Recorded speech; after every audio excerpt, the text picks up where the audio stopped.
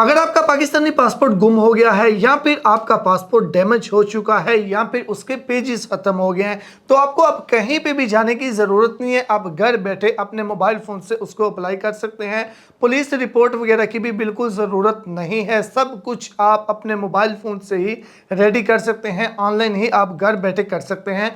आपको एम्बेसी वगैरह में जाने की ज़रूरत नहीं है। ये मुकम्मल प्रोसीजर ओवरसीज़ पाकिस्तानियों के लिए है। तो पाकिस्तान के अंदर हैं वो इनमें से कोई भी काम नहीं कर सकते, सिर्फ रिन्यू कर सकते हैं।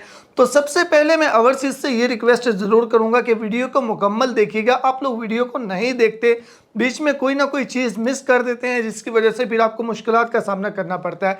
तो मेरी कोशिश होती है सब कुछ डिटेल से शेयर करूं ताकि आपको किसी भी स्टेप पे जाके किसी किस्म के मसले का सामना जो है वो ना करना पड़े। अगर वीडियो के बाद भी किसी चीज़ की समझ नहीं आए तो आप मुझसे व्हाट्सएप पे भी रब्ता कर सकते हैं। तो चलें जी, स्टार्ट करते हैं। डॉक्यूमेंट्स कैसे रेडी करने हैं, क्या क्या चाहिए, सब कुछ इस एक वीडियो के अंदर ही हम देखेंगे।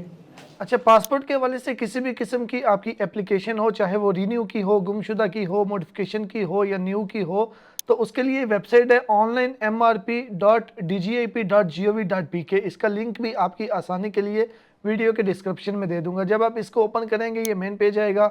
यहाँ पे नीचे गेट स्टार्टेड लिखा हुआ मिलेगा, इसके ऊपर आपने क्लिक करनी है, ये पेज आएगा।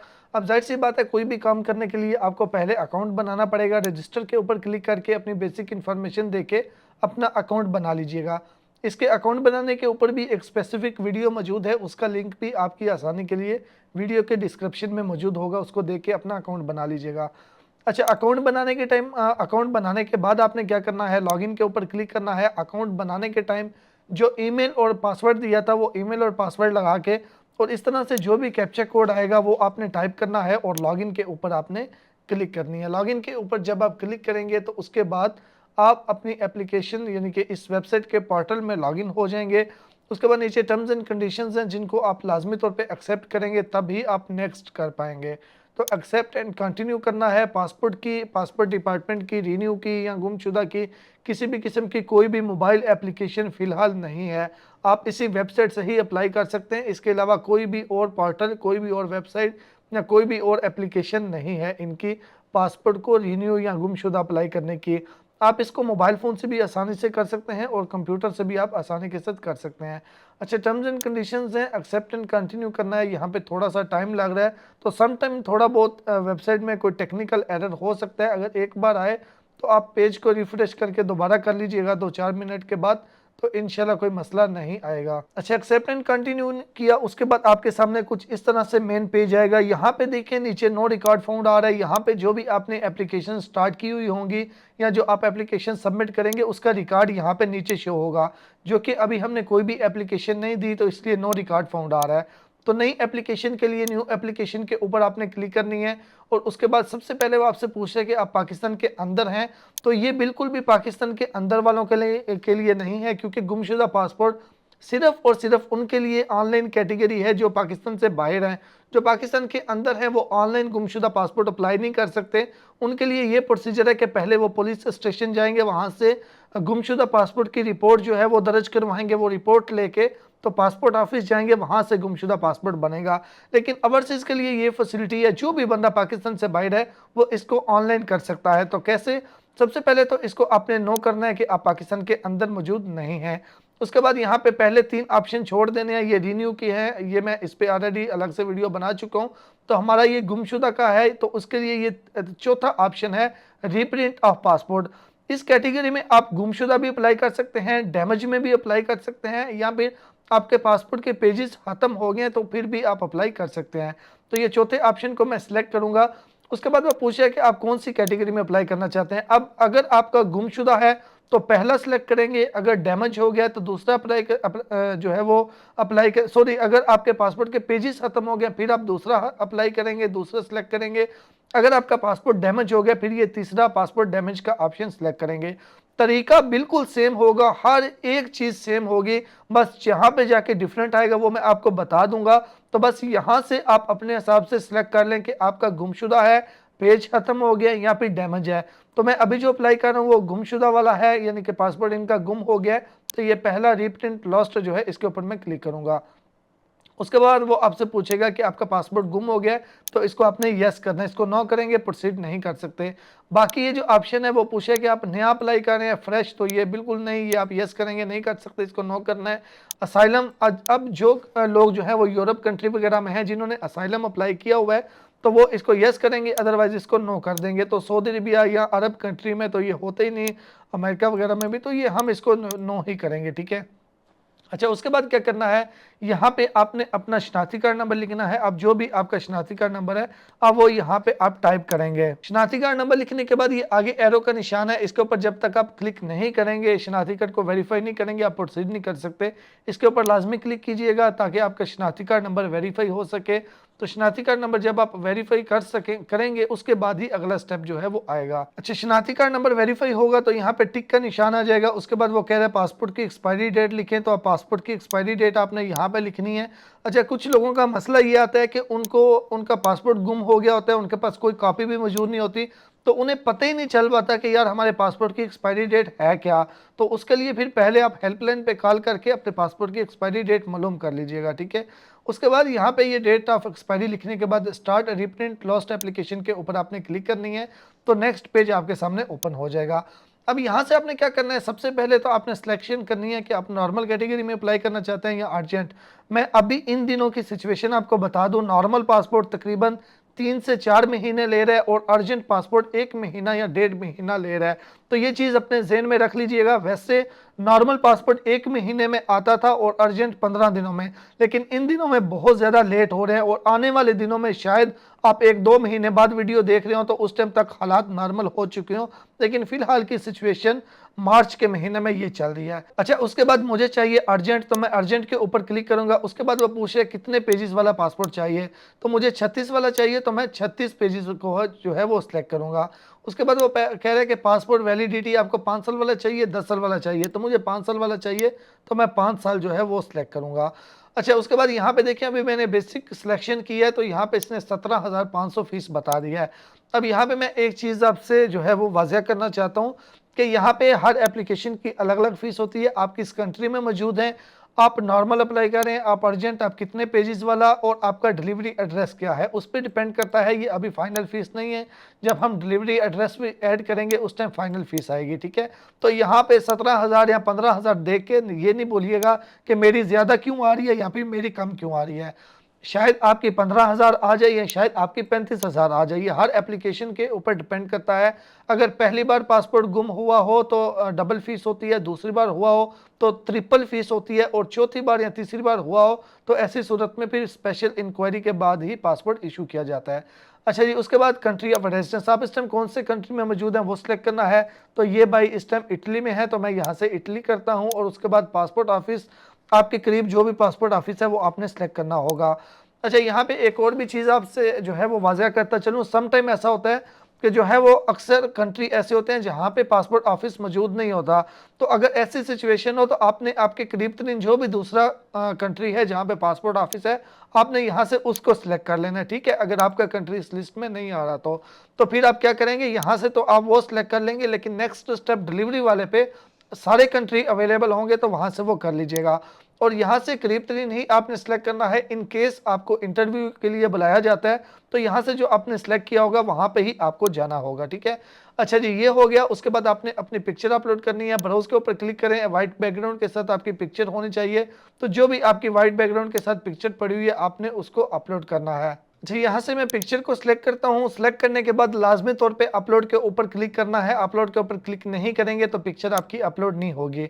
मैंने अपलोड के ऊपर क्लिक किया तो यहाँ पे देखें हमारी वो कह रहा है कि पिक्चर अपलोड हो चुकी है। अगर स्पेसिफिकेशन के मुताबिक सही होगी तो फिर ही अपलोड होगी। अगर ग्लासेस यूज़ किए होंगे या कैप यूज़ या बैकग्राउंड कोई और होगा तो यहाँ पे एरर आ जाएगा। तो इसलिए रिक्वायरमेंट के मुताबिक वाइट बैकग्राउंड होना चाहिए और बिल्कुल क्लियर होना चाहिए, आंखें खुली होनी चाहिए, रोशनी में खड़े होकर मोबाइल की बैक कैमरा का यूज़ करते हुए आप बना लीजिएगा। अच्छा, ये पहला स्टेप हमारा बेसिक इन्फॉर्मेशन का कंप्लीट हो गया, तो इसको हम सेव करते हैं। जिस जिस स्टेप को आप सेव करते जाएंगे वो सेव होता जाएगा, उसके बाद अगला स्टेप आएगा। तो ये पहला जो है वो कंप्लीट हो गया। अब उसके बाद दूसरा आएगा पर्सनल इन्फॉर्मेशन का। अब यहाँ पे आपको सिर्फ ये बताना होगा आपकी क्वालिफिकेशन कितनी है, तो जो भी है वो सिलेक्ट करना है। और उसके बाद ये असाइलम हमने पहले सेलेक्ट किया हुआ था नो, तो इसलिए अभी भी नो आ रहा है। उसके बाद आपसे पूछेगा कि आपके पास डुअल नेशनलिटी है, अगर तो है तो यस, और डिटेल देंगे कि कौन से कंट्री की है, अगर नहीं है तो आप नो करेंगे। तो ये स्टेप हमारा कंप्लीट हो जाएगा, इसको भी आपने सेव कर देना है। अगला स्टेप आ चुका है परमानेंट एड्रेस। परमानेंट एड्रेस में जाहिर सी बात है पाकिस्तानी आपका होगा, तो सबसे पहले पाकिस्तान कर लें, उसके बाद सूबा कौन सा है वो कर लें, उसके बाद सिटी कौन सा है आप वो कर लें, और यहाँ पे अगर उसके बाद सिटी के अलावा आपका कोई स्ट्रीट एड्रेस है, यानी कि बिल्डिंग नंबर वगैरह कोई हो गया, या इस तरह का जो भी स्ट्रीट एड्रेस है, या फिर आपका कोई एरिया है, तो जो भी है वो आपने यहाँ पे लिख देना है, ठीक है। उसके बाद इस स्टेप को भी आपने सेव कर देना है। ये दो स्टेप हमारे तीन स्टेप हमारे कंप्लीट हो गए, एप्लीकेशन डिटेल भी, पर्सनल इन्फॉर्मेशन भी, और परमानेंट एड्रेस भी। अब उसके बाद आ जाएगी पासपोर्ट डिलीवरी एड्रेस। यहाँ पे मैं आपको एक टिप देना चाहता हूँ जो कि बहुत ज़रूरी है, अगर आप इसको फॉलो नहीं करेंगे तो आपका पासपोर्ट पाकिस्तान के अंदर ही होल्ड हो जाएगा। अब करना क्या है, बहुत से लोग ये कहते हैं कि यार हमारा कोई बिल्डिंग नंबर वगैरह नहीं है, तो अगर आप बिल्डिंग नंबर यहाँ पे एड्रेस में नहीं लिखेंगे, फॉर एग्जांपल सबसे पहले मैं इटली जो है वो सिलेक्ट करता हूँ, इटली के बाद स्टेट कौन सा है, यहाँ पे इनका मिलान है और सिटी भी मिलान है, मैं यहाँ से वो सिलेक्ट करता हूँ। पोस्टल एड्रेस जो भी, पोस्टल कोड जो भी है वो आपको पता ही होगा। अब उसके बाद ये जो एड्रेस लाइन है, एड्रेस लाइन को आपने कैसे फॉलो करना है, सबसे पहले आप लिखें बिल्डिंग नंबर। अब बिल्डिंग नंबर आपका कोई भी नहीं है ही नहीं, यानी कि आपको पता ही नहीं कि क्या है, तो मैं खुद से कोई भी लिख लूंगा, तो आप भी खुद से कोई भी लिख लीजिएगा, ठीक है।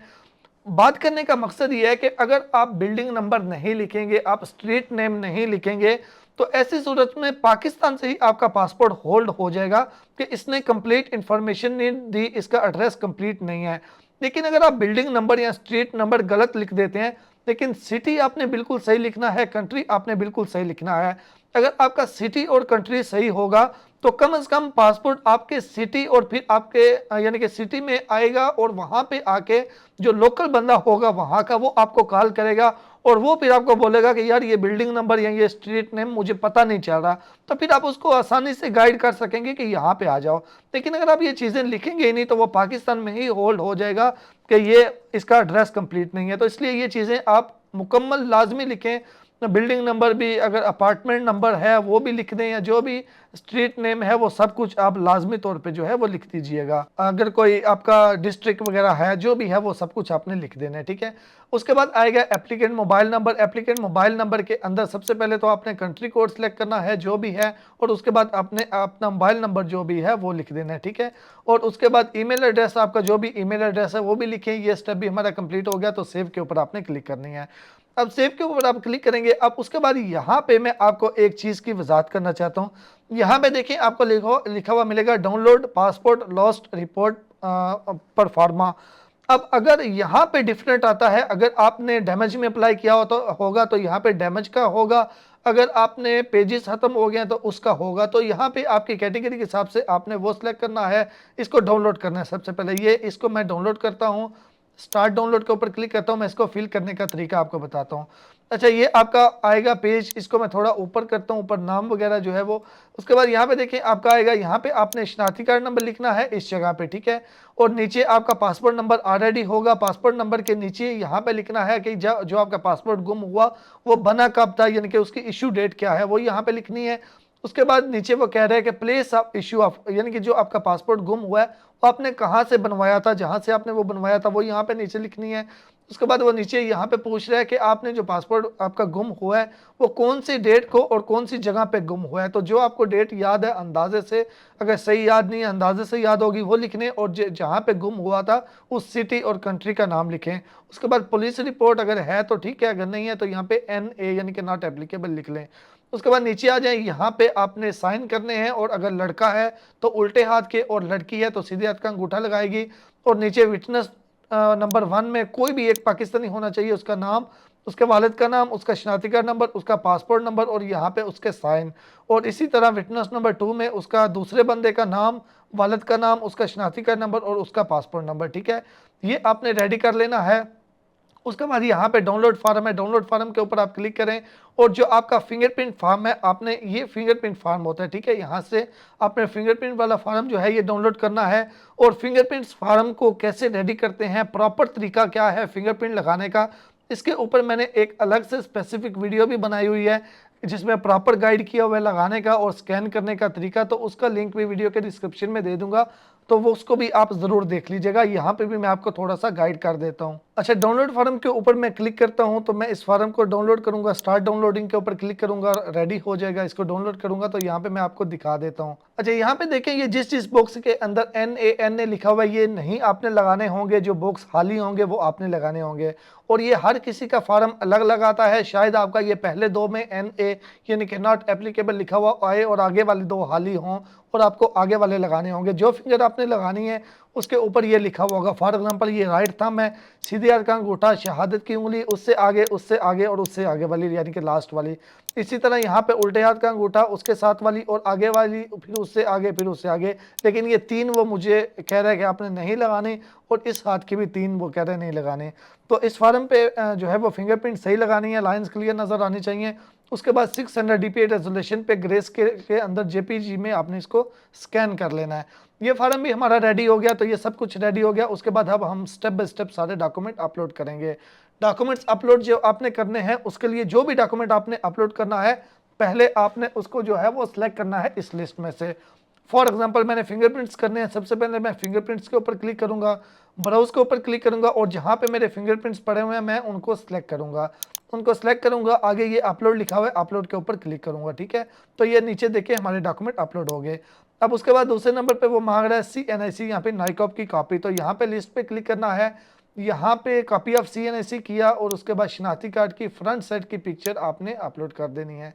तो इसी तरह एक बार हमने शनाख्ती कार्ड की फ्रंट साइड की करनी है और फिर दूसरी बार हमने आप बैक साइड की।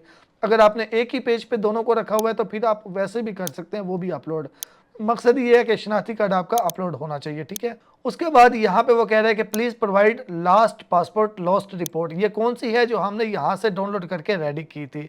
तो यहाँ पे क्लिक करें, L मैंने लिख के सर्च किया तो ये लास्ट पासपोर्ट लॉस्ट रिपोर्ट आ गई। इसको मैंने सेलेक्ट किया, ब्राउज के ऊपर क्लिक किया तो जहाँ पे वो रिपोर्ट रेडी करके मैंने स्कैन करके रखी हुई है मैं उसको सिलेक्ट करता हूँ, अपलोड के ऊपर क्लिक करता हूँ तो वो भी हमारी अपलोड हो जाएगी। उसके बाद ये लास्ट में वो आपको कह रहा है कि आप जिस कंट्री में मौजूद हैं वहाँ का कोई प्रूफ दें। अब इसके अंदर आपने क्या प्रोवाइड करना है, आप जिस भी कंट्री में मौजूद हैं वहाँ का कोई भी आपका रेजिडेंस कार्ड है, वहाँ का आपका इकामा है, वहाँ की जो भी ID आपकी बनी हुई है, जैसे भी ID बनी हुई है या फिर कोई ID नहीं बनी हुई है, आपके पासपोर्ट के ऊपर स्टैंप लगी हुई थी, जो भी चीज़ आपके पास थी वो आपने अपलोड करनी है। फॉर एग्जांपल अगर आपके पासपोर्ट के ऊपर ही वीज़ा की स्टैंप लगी हुई हो, अब पासपोर्ट तो आपका गुम हो गया, उसकी तस्वीर आपके पास नहीं है, तो आप एक एप्लीकेशन लिखें, उसमें बताएं कि मेरे पासपोर्ट के ऊपर ही स्टैंप लगी हुई थी वीज़ा वाली और मेरा पासपोर्ट गुम हो गया है। तो फिर वो जो है वो रिपोर्ट आप अपलोड कर दें। तो मेरे पास वीज़ा है तो इकामा है तो मैं यहाँ से जिस कंट्री की सॉरी है तो वहाँ की ID है तो मैं यहाँ से क्या करूँगा, ओरिजिनल स्कैन ऑफ वीज़ा करके यहाँ परमानेंट ID करके तो मैं यहाँ से उसको अपलोड कर दूँगा। ठीक है, सिलेक्ट करके मैं अपलोड के ऊपर क्लिक कर देता हूँ। तो ये सारे डॉक्यूमेंट्स हमारे जो हैं वो रेडी हो चुके हैं, कंप्लीट हो चुके हैं। उसके बाद आपने इस स्टेप को भी सेव कर देना है। अच्छा, नेक्स्ट स्टेप आएगा, उसके बाद ये आपका एप्लीकेशन रिव्यू आएगा। यहाँ पे अच्छे तरीके से एक बार चेक कर लें कोई मिस्टेक तो नहीं है, अगर कोई गलती है तो आप उसको दूर कर लें, अगर सही है तो लास्ट में आ जाए। ये डिक्लेरेशन है, इन सब को आपने लाजमी तौर पर टिक करना होगा और सेव के ऊपर आपने क्लिक करना है। सेव के ऊपर क्लिक करके प्रोसीड टू पेमेंट के ऊपर आपने उसके बाद आपने प्रोसीड टू पेमेंट के ऊपर क्लिक करना है। ये टर्म्स एंड कंडीशंस हैं, इनको एक्सेप्ट करना है। एक्सेप्ट एंड कंटिन्यू के ऊपर क्लिक करना है। अब जो बिलिंग इन्फॉर्मेशन है वो आपने देनी है। आप जहां से भी पेमेंट कर रहे हैं वहां का मुकम्मल एड्रेस आपने देना है यहाँ पे। तो मुकम्मल एड्रेस जो है वो वहाँ का दे लीजिएगा जो भी आपका है। उसके बाद जो है वो आपने नेक्स्ट करना है इस स्टेप को भी। अच्छा, उसके बाद जो है वो आपने पेमेंट करनी होती है। पेमेंट कैसे करनी है, आप किसी भी कंट्री के मास्टर या फिर वीज़ा, किसी भी बैंक के मास्टर या वीज़ा, चाहे वो क्रेडिट कार्ड है या डेबिट कार्ड है, उससे आप पेमेंट कर सकते हैं या फिर आप ई सहूलत फ्रेंचाइज से भी पेमेंट कर सकते हैं। कार्ड नंबर लिखना है, सिक्योरिटी कोड लिखना है, एक्सपायरी डेट लिखनी है, कन्फर्म एंड पे के ऊपर आपने क्लिक करना है। तो जैसे ही आपकी ये पेमेंट होगी तो आपकी एप्लीकेशन सबमिट हो जाएगी। एप्लीकेशन सबमिट होने के बाद आपको ईमेल आती है एप्लीकेशन सबमिशन की। उसके बाद अगर आपने अर्जेंट अप्लाई किया हो तो उसके लिए थोड़ा सा जल्दी, अभी टाइम नहीं बता सकते क्योंकि इन दिनों में बहुत ज़्यादा लेट हो रहे हैं पासपोर्ट। तो आपको जो भी आपका स्टेटस होता है वो आपका ईमेल में ही आपको पता चलता है, यानी कि आपकी एप्लीकेशन अप्रूव होती है तो अप्रूवल की ईमेल आ जाती है। अगर रिजेक्ट होती है किसी भी रीज़न की वजह से तो रिजेक्शन की ईमेल आ जाती है और उसमें बताया जाता है कोई इजाफी डॉक्यूमेंट चाहिए हो तो फिर आपने दोबारा से इसी एप्लीकेशन में लॉगिन करके एग्जिस्टिंग एप्लीकेशन में क्लिक करके वहाँ से डॉक्यूमेंट्स में आपने अपलोड करना होता है। तो ये तरीक़ाकार था। उम्मीद करता हूँ इन्फॉर्मेशन अच्छी लगी होगी। मिलते हैं एक नई वीडियो के साथ। सब्सक्राइब ज़रूर कर दीजिएगा। अल्लाह हाफिज़।